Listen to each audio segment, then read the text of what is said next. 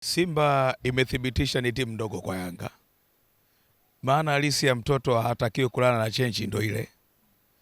Na mimi nilijua kwamba ni ngumu Simba kuweza kuifunga Yanga kwa sababu ya ubora wa Yanga na ukubwa wa Yanga Africans wa wachezaji. Licha ya Simba kupata magoli mawili mapema, uwezo wa mchezaji mkubwa cha kwanza ni akili. Uwezo wa kuweza kutulia na kuisoma mechi. Simba haikustahili kushinda. Kuongoza goli mbili sio umeshinda mechi.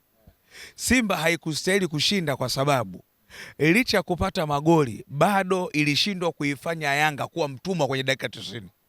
Unapokuwa umeifunga timu goli mbili, inabidi utengeneze mazingira ya kuweza kucheza kumfanya opponent wako asafe kuusaka mpira.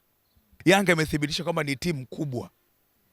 Ukubwa wa Yanga ulianza kuthibitika baada ya mechi ya dabi ya Kariakoo ya ligi kuu Machi mosi. Pale Yanga ndio timu pekee iliyopitia ratiba magumashi yenye ugumu wa hali ya juu, ambayo ikidhaniwa ni kama inatengenezwa mazingira ya uchovu Simba kuwa bingwa mapema kwenye ligi kuu. Huo ndio uhalisia. Tusipepese macho, kwa sababu ukiangalia kuanzia tarehe 5 mwezi Machi, ratiba ya Yanga haifanani na Simba. Hizi timu zote zimeondolewa michuano ya kimataifa hatua ya makundi. Unaelewa vizuri? Why ratiba ya Yanga ilikuwa ni back to back vile? Hapana.